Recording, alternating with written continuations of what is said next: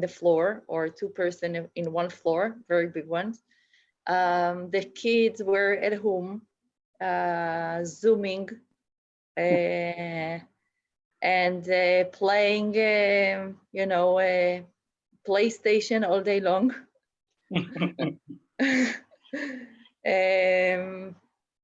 But from my personal perspective, nothing was changed. The expectation from ourselves and from all of us and from our customers stayed the same. So we needed to work 100%, or from home or from offices, but the scope didn't change from the management perspective. How is in your company? Well, we're working harder. Somehow it seems to be we're spending more time on so many calls because we are a services company. So everybody is suddenly working harder to try and get the same amount of business that we normally get. Yeah. And when you're a design services company, it's a cyclic business. You really don't know 6 months in advance what other projects you're going to get. So then everybody panics and starts to work harder. So yeah, it's so that way it's been a bit painful. But yeah, I mean, what we all learned is work happens even if you are locked down, which is, I mean, for us, it was a fairly conservative company. We didn't really have that many work from home policies or even trust that it will happen. And now, of course, all of that has changed and we're all working from home and proven that it can happen. So suddenly the thinking is changing in terms of how do we navigate the next few months. Yeah, so I guess it's similar to everywhere. Yeah, but personally, I got a very positive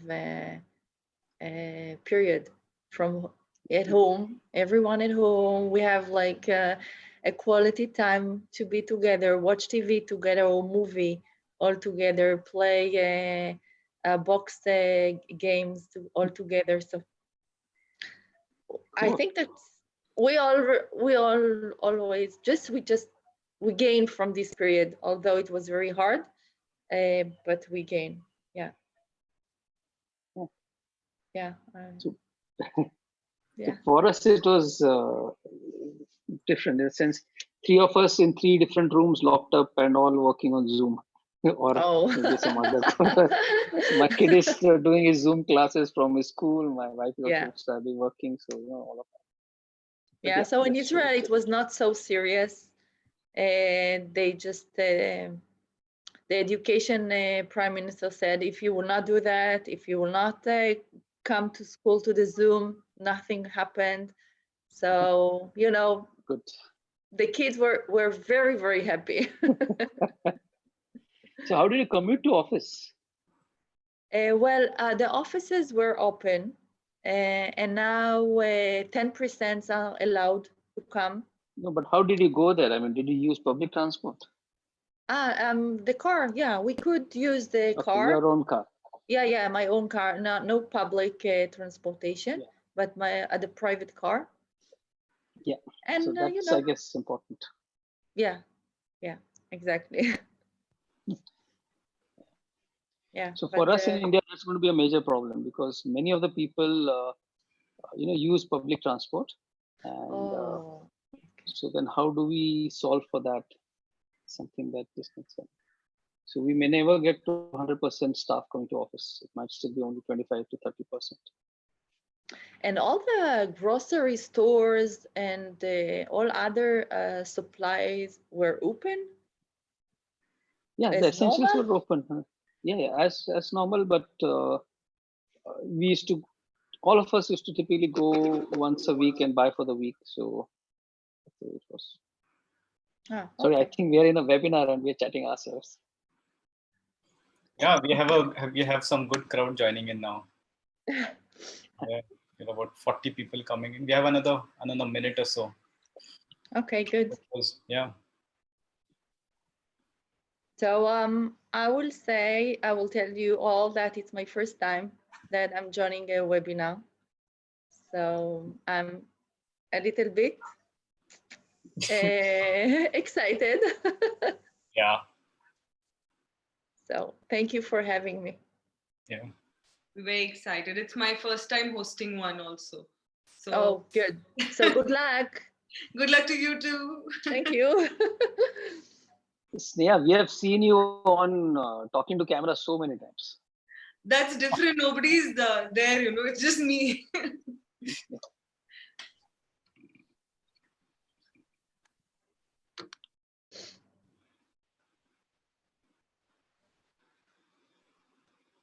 Yeah, I think it's 7 and we can start. Yeah. Sure. Yeah. Cool.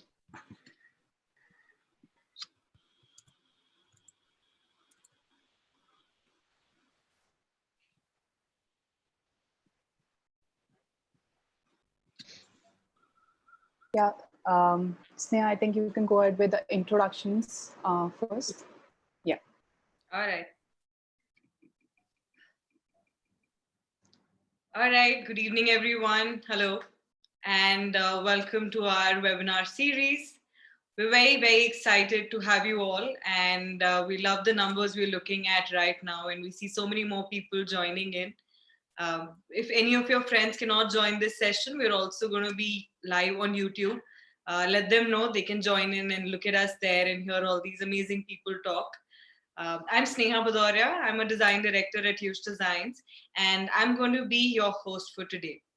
What we're going to talk about today is upskilling post-pandemic. What does this mean for businesses, for product owners, managers, and designers?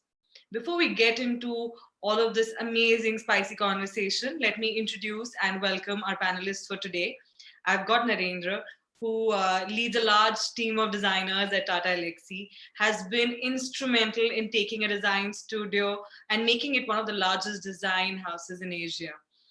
The next is Yonit, and she's been at Amdocs. Her experience spans over 2 decades of product development, operations, UX design. She nurtures and leads product teams from vision to success. And finally, Prasad, who's a co-founder and CXO at Huge Designs. He leads a large set of designers here, focusing on design ops, multiple industries across the globe, and of course me. So that's the team and that's our panel. Say hello. Hello, guys. Hi. Hi, everyone. Hi. Hello. Hi. All right, so let's start with the first question, and just to get into the mood of the session and the evening today. Let's look at design first. So over the last few years, we've seen and understood how design has become a major differentiator in the business world. What does it mean for the design industry post-pandemic as business units and as design teams? So I'd like to understand from you all, and let's start with you, Yonit. Okay, thank you.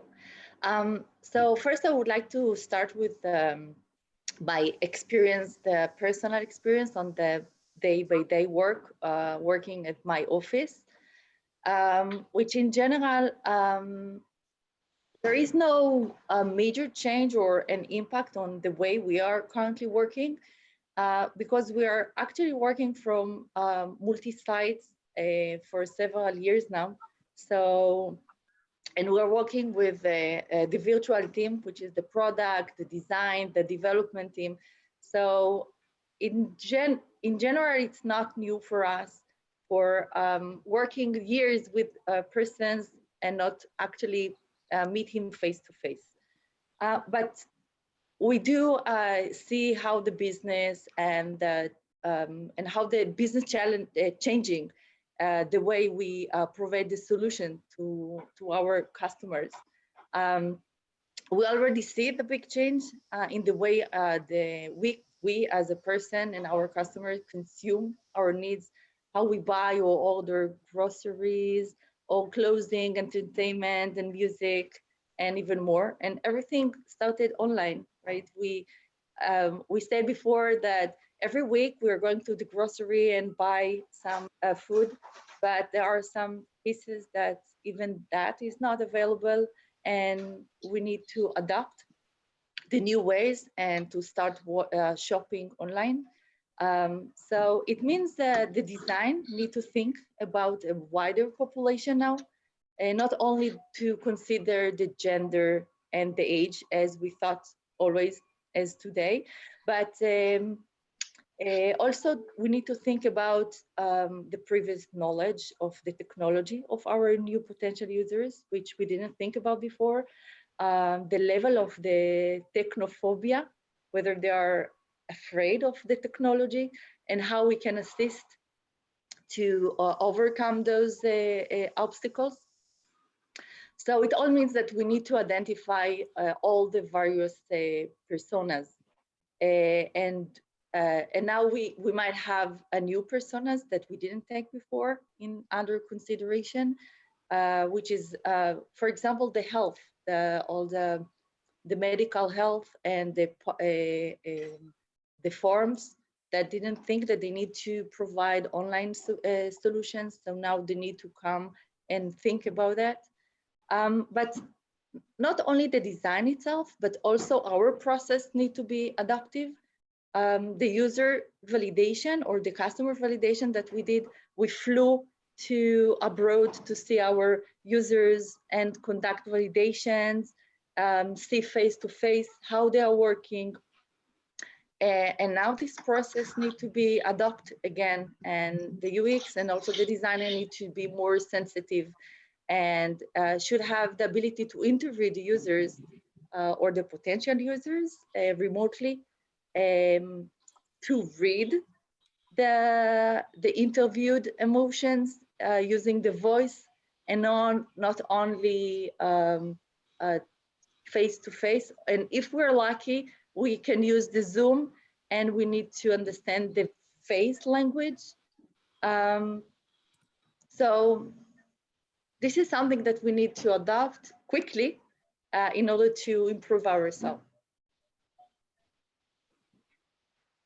All right, thank you, Yunus.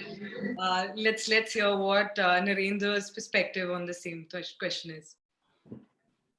Well, I have a very strong prediction and an opinion in terms of what's happening. See, the question, if I understand correctly, is the importance of design going forward post-pandemic in this business world, correct? Now, we deal with multiple customers, whether it is a metro company or a product, an appliance company, or even an online product company. Now, what's going to happen? And see, if you look at how our customers, how businesses used to really operate, they would be, take a phone, for example. They would launch 2 phones, 3 phones every year. They would take many more risks because 2 things. One, the pace was fast. Number 2, the consumption was fast. You could have a bad product and people would still buy it, and you would always get a chance to create another product or update that product so that the consumption continues. Now, what's going to happen is overall people are going to slow down, or at least they are going to be fairly cautious in terms of how and what they spend on. As a result, most of the customers, most of the companies, they are going to be very, very careful in terms of what they launch and when they launch, right? And now this translates into creating a trust or creating an ability to really predict what products will work, what they should launch. And this is where design plays a huge role. Design, for example, not only does research, which allows a person or allows a company to understand the nuanced features that a product needs or the exact gap in the market or the need that needs to be filled. So design is able to predict what the customer wants, and a lot of the earlier templatized predictions of how markets behave is wiped out. So a lot of it has to be created new. So research has to do a lot of this rework of understanding how the consumption patterns are going to be, how people are going to really change. So that is one part. Second is design is really good at creating mock-ups and prototypes and a visualization of what the product would be and how people would react to that. So this ability of design to give granularity or clarity to our customers in terms of how their products would be received and what products are needed would be very vital, because like I said before, customers are going to be very choosy in terms of what product to invest in, and hence they would rather invest in the upfront let's say trying various ideas upfront before investing in the tooling or creation of a single product. And that's where design will play a huge role in being a consultative partner to most of our customers. So that's how I feel there's going to be a major change post this pandemic world. Actually, to restate, this word post-pandemic is the wrong word. I don't think there's going to be something called as post-pandemic. I mean, we are already there, and that's the way it's going to be. So it's just adjusting to the new normal. All right. That's what I wanted to say. Thanks, Narendra. Prasad, what do you feel about this? Yeah, I see what Narendra is saying. He's talking more from that business dynamics that have changed. I think it's a very unfortunate time on the human race. We are all kind of locked down. All of us are working from home, right? So there is whole aspect of out of sight, out of mind. People and designers who were collaborating shoulder to shoulder were able to walk up to their desks, talk about challenges, get into a conference room, collaborate, strategize. All that has gone locked. It's all invisible. And I think this is a good opportunity for designers because of this whole out of sight, out of mind. Design already has been struggling to make their mark, and now with this, they are going to get alienated. I feel unless we really stand up for it.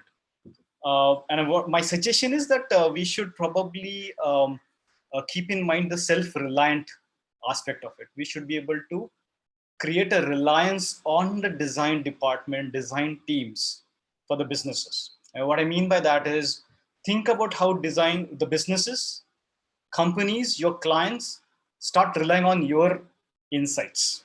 Because designers, as Narendra said, hey, do the research. You are on the front line. You should be able to kind of tell businesses, hey, what is it there for you in this change world? Because the way humans are looking at products, at problems, is what we would be the first ones to understand.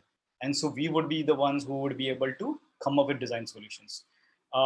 Two critical things within that: our knowledge has to be extremely strong so that we can talk in front of the business saying that, hey, if you do this, this is what design would help the businesses with. Of course, just talking would not help. We'll also have to take results to the boardroom.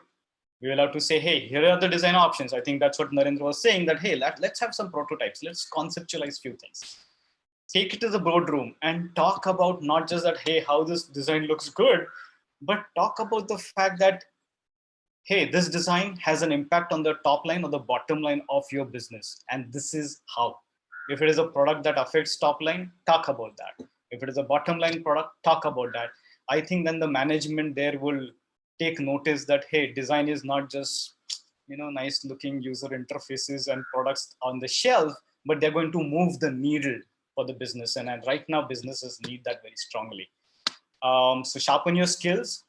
And absolutely, I say good opportunity again for us to think indigenous mindfulness is what I'm calling, because that's where I think innovation lies. Otherwise, we all Google up solutions, look at Pinterests of the world, even end up listening to our bosses, right? And deliver design. So I think it's a good opportunity for us to use this lockdown for our own mindfulness, understand the business problem, and stand up for how design could move the needle for businesses. All right. Thank you, Prasad. So I think based on what we've just heard, we've touched very interesting facts like we need to adapt to newer ways, newer processes that come in. We might also have to look at personas in a whole different way post-pandemic. From Narendra's point of view, completely removing the word post-pandemic and accepting that this is the new normal, and going ahead and looking at products very differently and seeing how companies are going to have to reiterate their thought process in terms of the patterns in which they're selling and understanding users and their consumption. So these are some of the some very good points. And of course, Prasad spoke about how we have to have self-reliant teams, which is going to be able to happen only when we've got strong design thinking and strong design knowledge that people build together. So after looking at it from a business perspective and seeing, what you all feel about it, my next question to you all is about the world of design being so dynamic and it's always changing. There's so much movement, the trends, the industries that we're catering to, the markets are moving all the time, and of course the endless expectations about speed and quality, which are there from designers. What does this mean for our design teams, and what does it mean in context to skilling for all of them? So let's start with Narendra. Narendra, what do you feel about it? Hi, it's a great question, and so let me sort of describe a couple of things. And Prasad will remember this conference that we attended a few years ago, where our dear Professor Natkarni was present. I think you were also there. Mm-hmm. And one of the things that he said, which I think is still relevant and even more relevant now, was how, and he gave this comparison of a doctor, that in earlier we used to have this family doctor who would sort of know you as a person and tell you what you need to do in case you go to him with a stomach ache or a headache or anything else. And now we are in this strange situation where we have ear, nose, throat specialist. We have a neurosurgeon. We have somebody who looks after only bones. Somebody who will look after only your let's say eyes. Or so in medicine, it has become super specialized. And suddenly you are no longer able to find a complete solution or correct solution if you're not feeling well. Because when you go to a particular doctor, he's going to look at you from his domain and from his ability to diagnose, the areas that he specializes in. Now, taking that to design, which is what Professor Natkani was saying, is that we have left this core pure design and we have started doing all this. I'm a UX designer. I'm only doing branding. I'm doing only graphics. I do only product design. I do only. So there are all these super specializations that are happening in design, and that has limited our ability to think whole. We have started looking at everything from the tools that we have, and now it's the time to increase this tool chest. So this upskilling is a great, thing to think about, because we cannot keep digging into the stuff that we've been collecting or having with us for so long, or that's what we studied. Because when you say design is dynamic, that's what's happening. You have to have an ability to solve the problem completely. You cannot solve it only from your strengths or your skill points of view. It's like if you have a hammer, you see everywhere nails, which is not the correct approach for designers, right? And this is the major skilling or major change that everybody has to think about. You should not be afraid to look at any solution or any problem from different perspectives. And that's the great advantage that designers have. They can actually think from different directions. And that, I feel, is a major requirement when you talk about dynamic design needs and our ability to give solutions that are not just a single thing. So that's my point. Yes. What do you feel about it, Yonit? Well, I hang all the conversation because I totally agree with Narendra. And this is how I'm working for the few years when I'm dealing with the design aspects. Looking on the task or the initiative or the issue that is coming up from discussion with high management or discussion with the users, and coming with a whole solution end to end, thinking not only on the, as the Prasad says, icon and colors. No, we're not only the beauty. We're not only designing the screens to be nice and the color to be well, proper or nice to you, but also we need to think about the holistic solution itself, to think about the business needs first. What are our customers' needs? What is his issues? What is his problems? And not because he told us, to hear to try and hear behind the sentence his problem, and to come with a different solutions, and even solution for the problems that the customers was not aware before. And once you come with a solution, a holistic one, and say, this is a solution that I can offer you, then he will say, oh, how I didn't think about it before. I thought I need you to solve the current process, which take me 5 minutes. I didn't think that the whole process is wrong from fundamental, it's wrong. And we need to think about a different one, a different process, which will guide to a different solution. So this is how I see the UX and UI role over the years. We need to see the end-to-end solution, the holistic view and the holistic solution, and to to understand, if I will talk about a little bit on the skills that I am expecting the team to have, is not only to design well, but also to understand, first of all, to understand the business needs, to understand what is my customer is doing, how he's doing it, and only after that to come with a solution of design. Thank you. So I see our panelists are already agreeing with each other and feel the same thoughts. Holistic design seems to be the center of all the emotions. But now delving a little deeper, I'd like to take this further beyond. And I love the thought that Unit spoke about, that, go behind the sentence and understand the deeper meaning. It was amazing to hear that. So with that thought, I want to change the trajectory of this conversation a little bit and move on to Prasad. So Prasad, you've been heading a design studio where you're working across multiple industries and almost 30 plus industries, where you've got varieties of projects. What is your approach to upskilling? See, I would say, we all talk about skill gaps, and it's mostly right now a bit reactive. Luckily, in the last 2-3 years, we have noticed that people, as Yonit mentioned, it's no more about nice looking icons and stuff like that, but bigger picture, driving understanding deeper, and driving the design deeper understanding of what the users want, businesses want, and so on and so forth.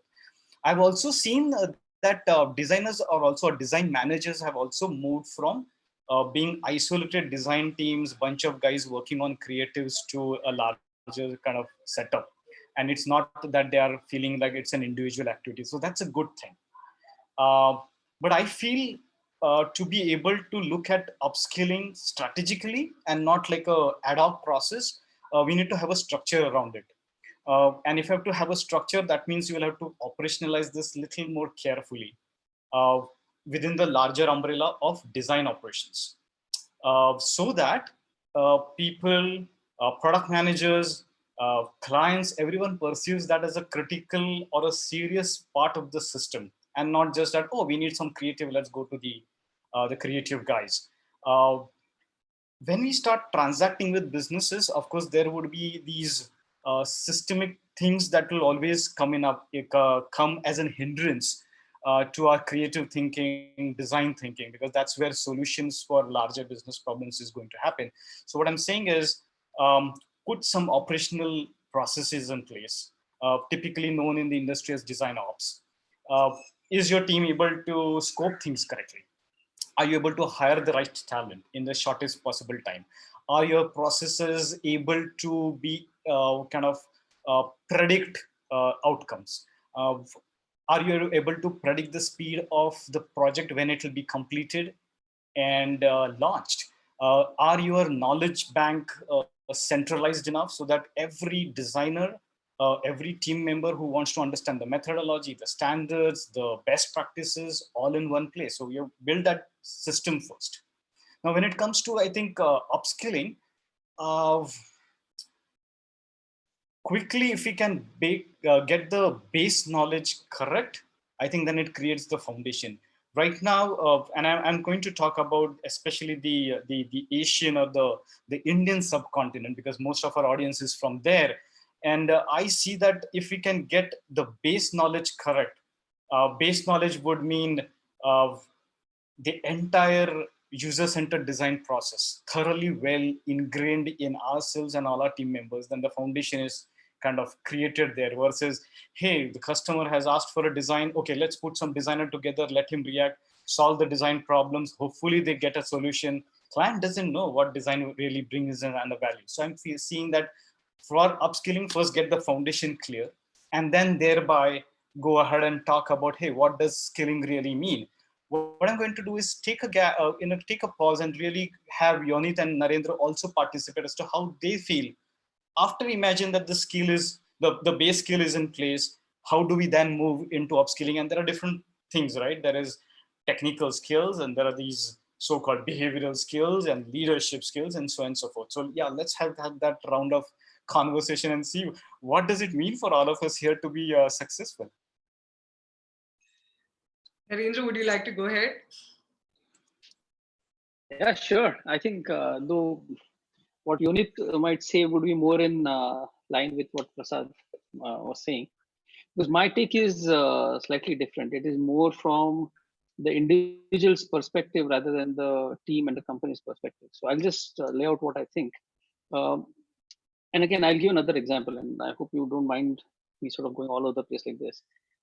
But when we describe what we do, and many times people are not really able to understand, how can a designer do so many things, or why are you qualified to do so many things, right? And the example that I give is of a simple, say, let's say somebody passes, graduates from, let's say, one of the IIM Bangalore's in marketing.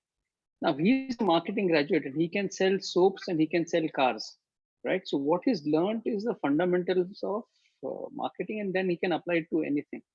So similarly, when it comes to design, what I feel is we have an ability to apply it to so many different things because we have learned how to design, how to think as designers, or how to apply design thinking, which is the big word nowadays, right? Now, coming to the question at hand, what I'm trying to say is somehow I feel we have skilled ourselves in a one particular stream very strongly, and through this process lost some of the core abilities of a designer. And I'm going to sort of qualify what I'm going to say, give me another 5 minutes for this. So so once on the seriousness of the bad news that is out there, people are not going to recruit many people for smaller functions going forward. Just the other day in our own office, there was a project that needed a script writer, and there was never a discussion about hiring a script writer. We said one of our designers would be able to do it because yes, she had studied film in her college. Now she doesn't do that, but of course she should be able to do scripting, right? Or the script writing, storyboarding, that kind of thing. So what the world is going to have to want is people who can do multiple things, and those multiple things base on the core ability of design. So whether you can apply design for writing a script for a particular ad, or being able to imagine what should be a UX for a physical product, all of it is fair game because all of it is design. And I'll give one more example, and maybe Prasad would remember. But when we were, let's say, when my kid was 5-year-old, right? Or if you look at any 5-year-old boy or any 6-7-year-old boy, he can see a small part of a car that is passing by, and he'll recognize what that car is, right? He'll see one tail lamp of a car and he'll say, oh, this is that car. I am a designer with so many years of experience, will have to still go and read the label to realize, oh, this is that car. So over the years, I have forgotten or I've lost this visual acuity and visual memory that allowed my son to really remember cars by just looking at it, right? So there are these fundamental aspects of design that we lose as we progress in life, going down certain paths. And to me, upskilling is partly de-skilling from what you're currently doing and trying to bring in this awareness about the world around you so that you can apply the basics to various aspects for what is needed. Back to my earliest answer that you need to be not single skilled and you have to be a holistic designer. That will happen when you can really have an instincts around and you can really look at things and not look at it from a single point of view. So it's a repeat of the point. But for me, de-skilling would mean, or upskilling would mean, an ability to be a typo designer today and a car designer tomorrow. Car design is a bit too far away, but at least somebody who can create a brand. I mean, that's all in the same scheme of things. Sure. All right. Yonit, what do you have to say about this? So I thought the question is taking us to a different area and talking about how or if I think the upskilling is needed, and what what we are doing to make it happen. So just in general, and the coronavirus have nothing to do with it, because I think that the upskilling is a never-ending process that each and every designer, UX, product developer must have on his day-by-day working. And this is something that I'm always encourage my team member to do. And I'm even sending links to article or other to assist upskilling. So when I enter to the design or UX actually world, I started to upskill myself. I just learned myself, and I subscribed myself to several blogs related to the area that is relevant for me. And I read a lot of articles written by the domain experts. I participate as listener to webinar, and I joined a lot of meetups. And I really think that this is the basic for everyone, and it's not designed at all. It doesn't matter what I'm doing, I need to learn every day. And I think what is very important, what Prasad and Narendra, I think what they said, it's every task, and even a task that I already developed, I already designed before, and it's very well known. Every task that I think that I know, it's still, it's new.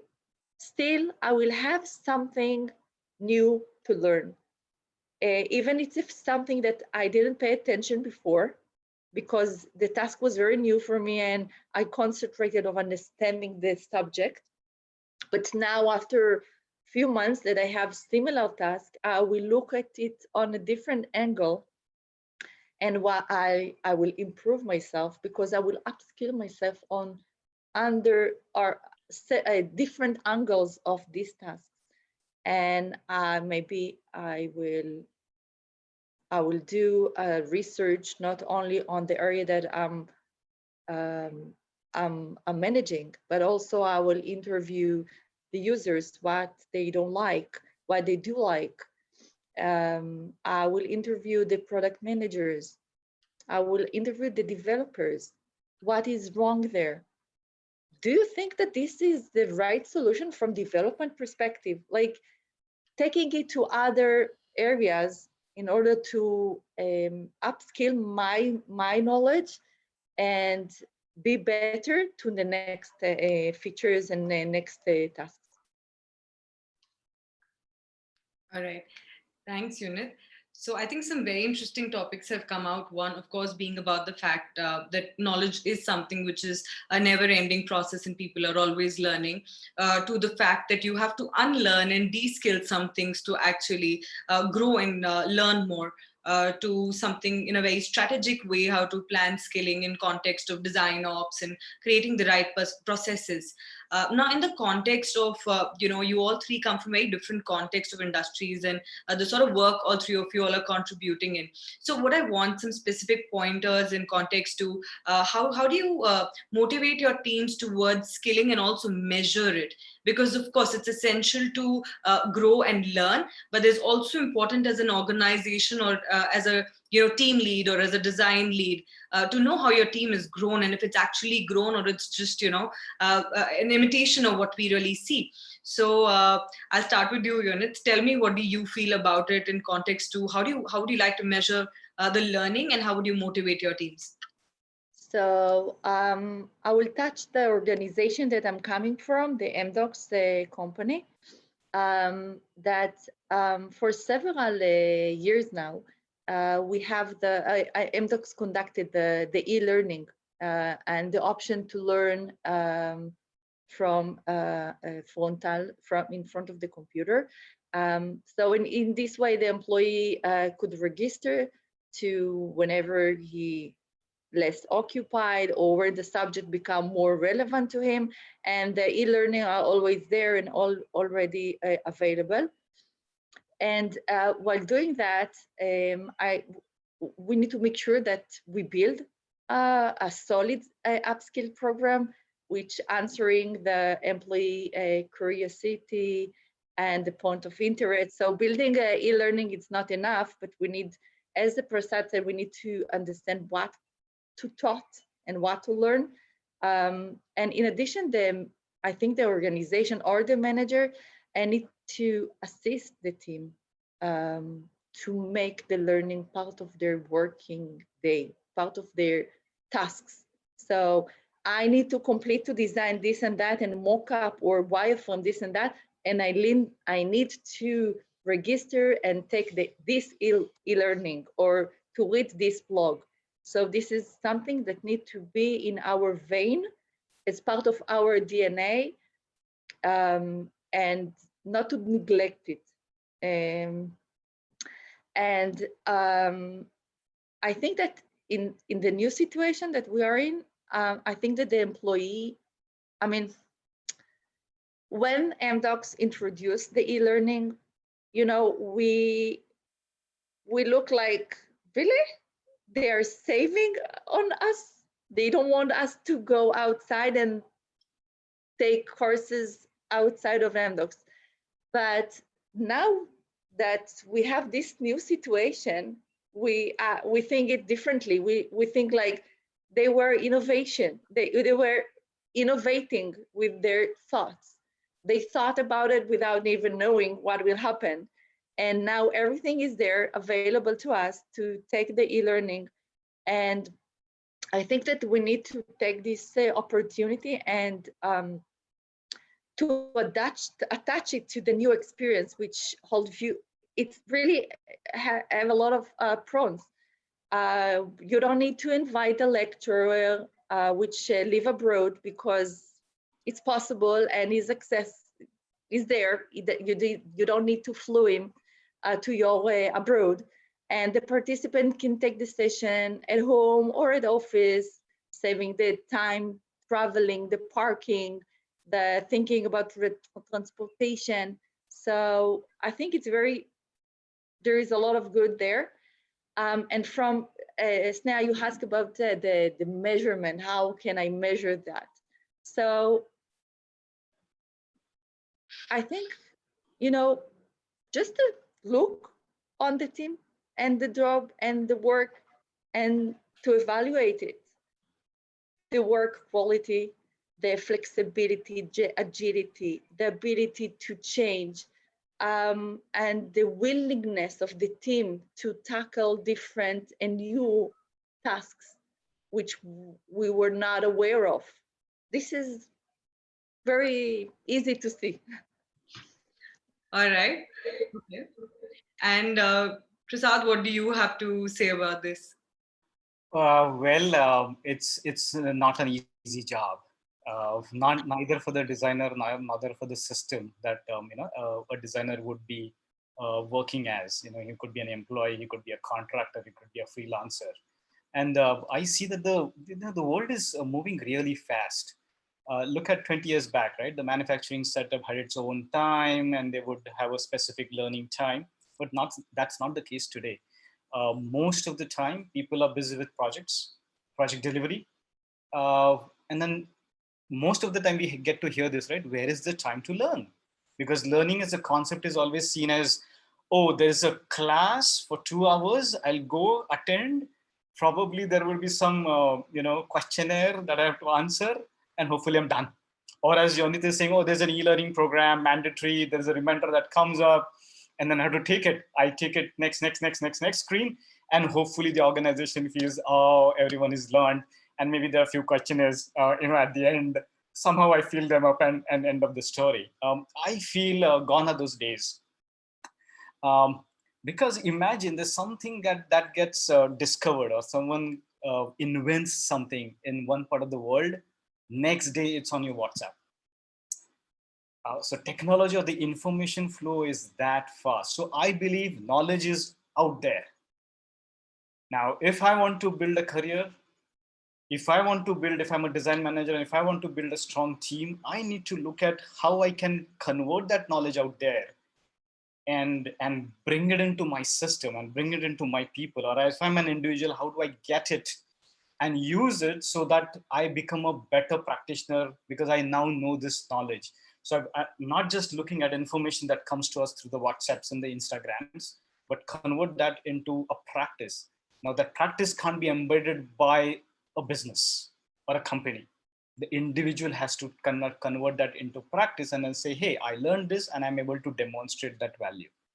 Now, I see it's both the people, the designers, the design managers, and the company as a system. It's both ways. It has to work hand in hand.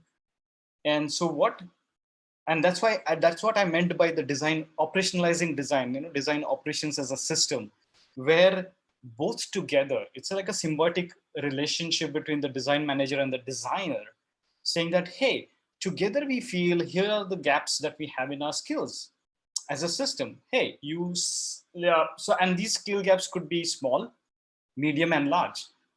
A small skill could be as small as, hey, you need to be able to present your designs better with rationalization. Now that presentation skill could be learned in about few days. There could be medium-sized skill gaps. Like, okay, you have passion for user research, but there is certain science of putting the screener in place and writing a research guide in place, understanding that different questions need to be changed based on the personas you're dealing with. Now that's a little deeper understanding, and it can't be learned of just the information that we get or through an instructor-led training as well. Part of the story, yes, we can learn that way, but I need to still practice it, demonstrate it. And then there could be larger skill gaps also. Now, when I say the symbiotic relationship, the design manager and designer together could be saying that, okay, we learned this, here is an assessment program, or here is an evaluation, or let's watch out for your skills in the next upcoming presentation. And together we evaluate it. So it's not that, oh, the system is evaluating it and then the subordinate feels pressure to be able to, oh, this is a compulsion for me, and now then design will never thrive. A designer's creativity will never thrive. So I feel it's a symbiotic relationship that the design system needs to put in place, where it seems that upskilling, skilling, learning is just a part of the game and not really like a mandatory thing to be done. Typically what I've heard, big systems and big companies do. Now, when you kind of bucket this into small, medium, large, I know it sounds a little funny, but that way you will be able to also budget time and money for people, because larger training would mean money, and it's an important investment. Time is money, because we all see everywhere. Just look around your desks and we would realize that people were all heads down busy with projects. Now, when you kind of understand these different buckets of skilling needs, then you will be able to budget time for them and for yourself also as a system. And I think that's my take, and that's how I would look at designers out there. I'm sure there are design managers, designers who are attending this webinar, and that's my take, that this is what we should do together as a team.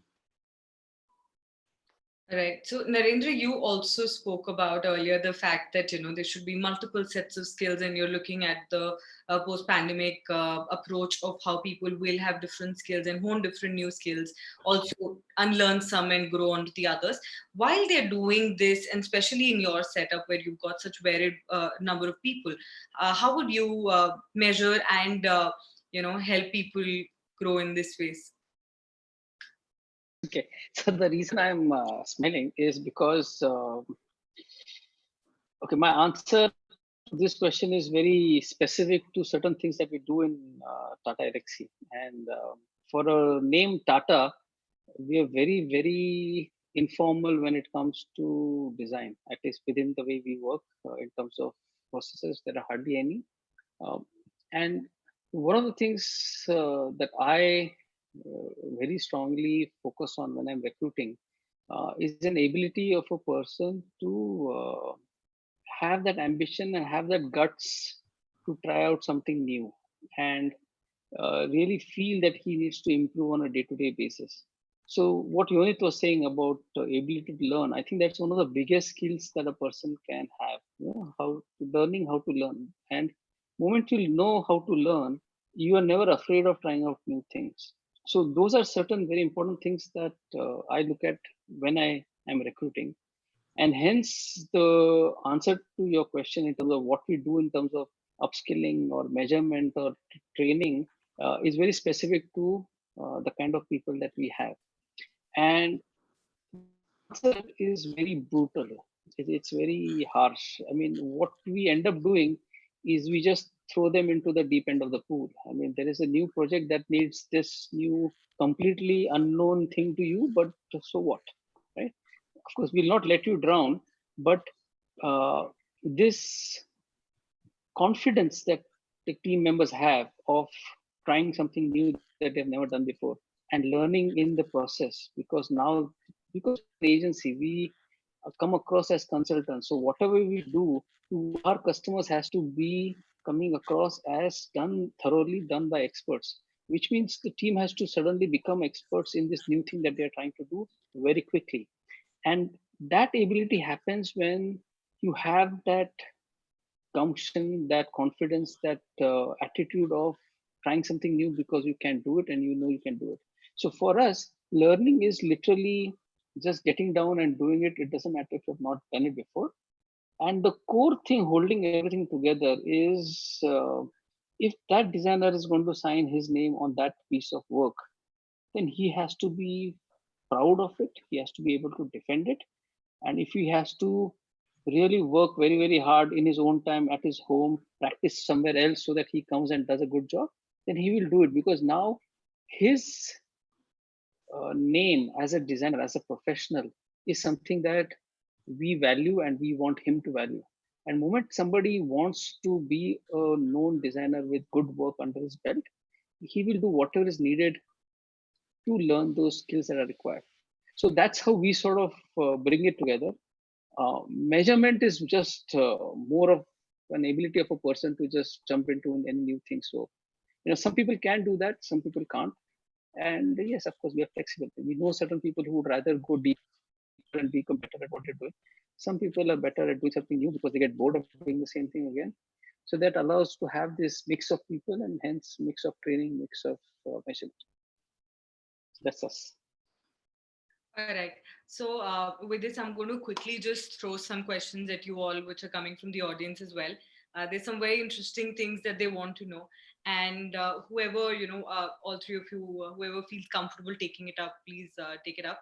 So the first one is, how do you spot potential and then motivate the teammates to grow in a certain skill set? So how do you spot that potential, and how do you help them hone a certain skill or grow in it? Well, all of us can, I guess, can answer, but let me just start off since I'm seeing myself on the screen more. So, see, people automatically gravitate towards the things that they like doing and they're good at. And so any project, especially the kinds of work that we do, has many components to it. It's not just research, it's not just personas, it's just not UI, it's just not UX, right? So automatically you start knowing who is more comfortable with what kind of doing. Now the question that you're asking is whether you hone him in that skill or not is where I'm slightly counter intuitive towards that. In sense, you're anyway good at that. Why that you can do in your sleep? Why don't you do something different? Right. So I end up pushing people trying to do something that they are not comfortable with. But like I said, for us, success is a designer feeling very confident about his ability to go out and conquer the world. Right. And so that's what we're trying to get with our people. All right, this is a very interesting one again, and I think this one's for Narendra and Unit, and it's literally written in the question. So it says that you guys are talking about how we're moving from a very narrow space in design to a very broad spectrum of how we're looking at things and design overall. So how would you acknowledge and make this change really happen? So what is that large organizations that like Amdocs or Tata Elxsi would do to make this change really happen? So maybe Unit should start first, and then I'll rejoin. Go ahead. So I'm not sure that I fully understand the question. So it's talking about how we spoke about the design right now was perceived in a very narrow space where we're just looking at one spectrum of design. But now how you also spoke about that, the multiple aspects and multiple skills you're learning on the job and you're growing every day. And when we're saying that, we want to make that larger impact from a design perspective, how would an organization like Amdocs or Tata Elxsi help their people go and drive that change? Okay, so from my experience, I involved more and more team member in the process, whether it was the brainstorming with the management, with the product management, whether it was involving the design team in the customer validations or customer interviews.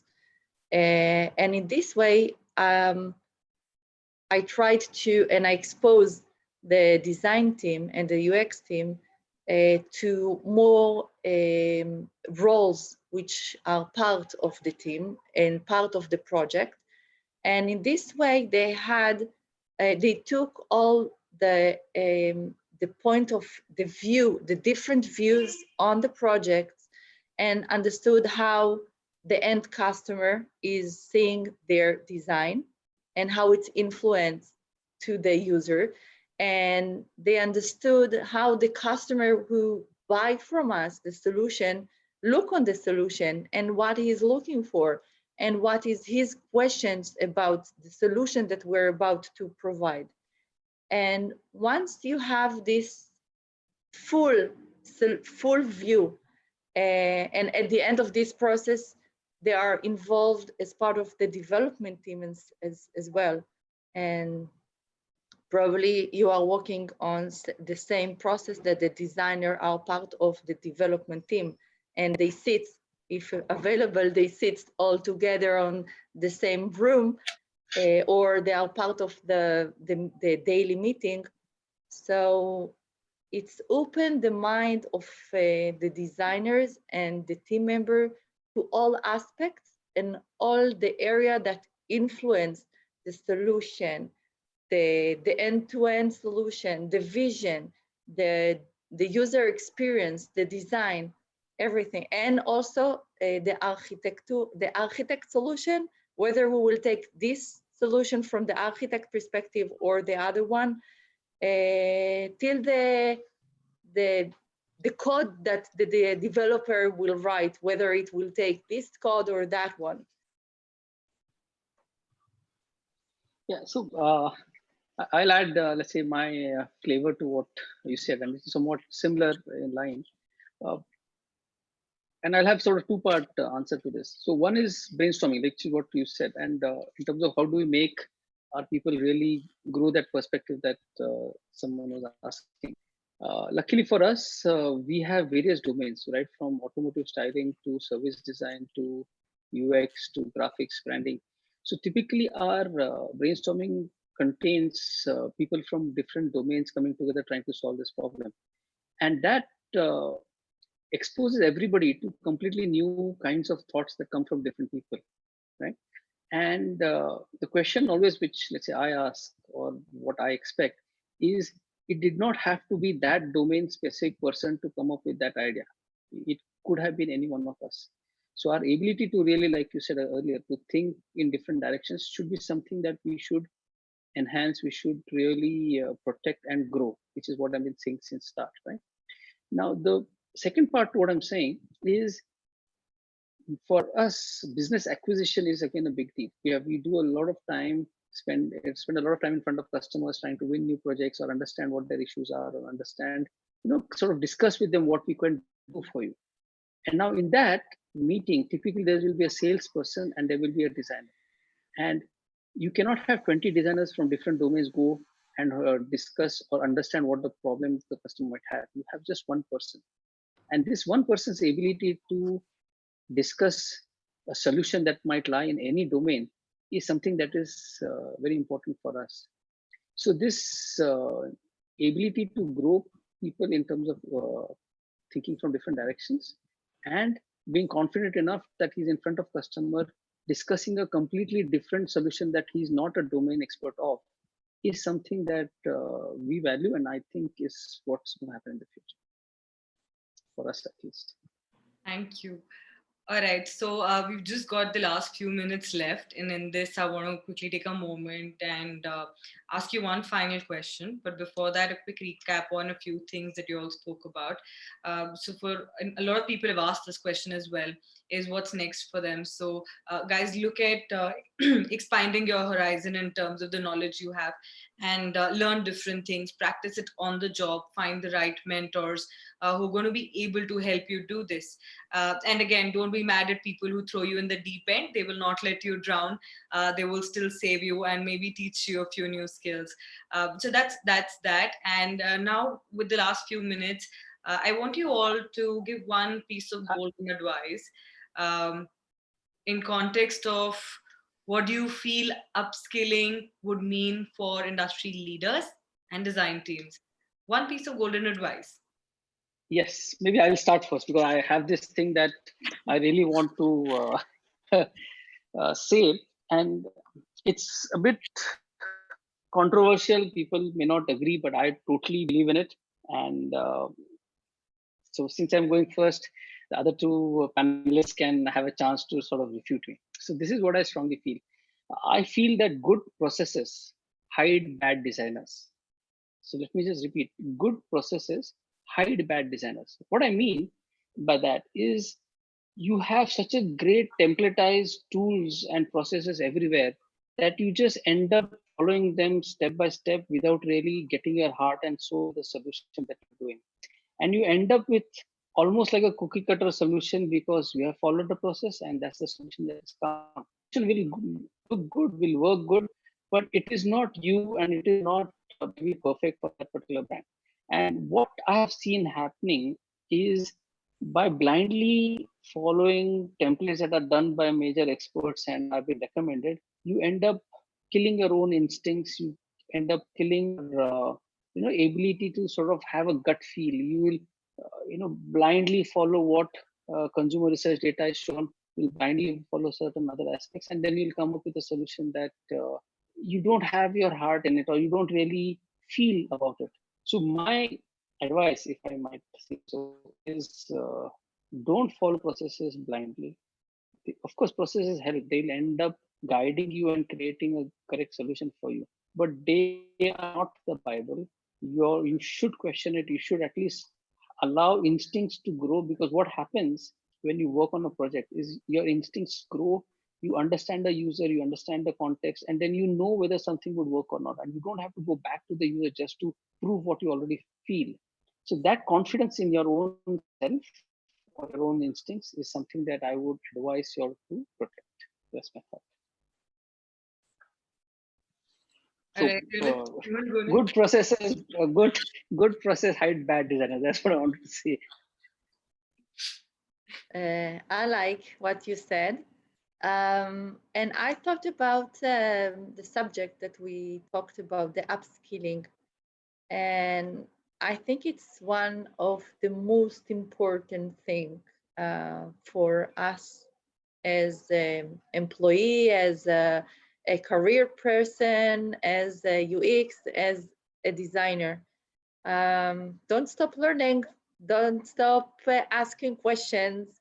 And every task is a new opportunity to learn something new. And this is the joy of life, learning, learning, learning. This is how I see it. All right, Prasad, would you like to go ahead? Yeah. So what I've noticed in the last few years, suddenly design has become the buzzword, right? So every Tom, Dick, and Harry has a comment on what design is. So I feel now designers need to stop talking design. And what they should probably talk is business, industry, market, revenues, and impact. Impact on human life. And of course, the value that all of this creates. Because invariably we are designers, we know what to design. So why talk design? Let's talk much more higher level. Talk to the influencers, talk to the decision makers, shoulder that responsibility of taking the industry and the business to the next level. And so to do that, kick yourself, fire your bottoms, because this is the only time now that we have to make that design impact, is what I would say. All right. Yeah, very good. Thank you to all of you all. I am so excited to be a part of this panel and to speak to you all in such different opinions. Narendra playing as some part of the devil's advocate, which was very interesting and enjoyable. Where Yonit, understanding the need for learning and understanding the way people need to learn, and also the appetite, the never-ending appetite for growing and learning. So I think that was very beautiful, and Prasad finally, putting it together in terms of the impact of design that we all put together. So thank you all for being a part of this. To our audience, thank you for joining in. And if you have other questions that we've missed out on, please reach out to us on YouTube or other platforms, on LinkedIn. You can find any of us there. We'll love to answer your questions and chat up with you. Thank you all. Hey, Thanks a lot. Thank you. Thanks, Narendra. Thanks, Yonit. Great insights. I think we had a variety of insights. So learning there also among ourselves. And thank you for the the audience for asking. I would love the chance, which I don't know if it will happen, if let's say 3-4 of us are in a coffee shop and continuing this discussion, because it was such a great discussion.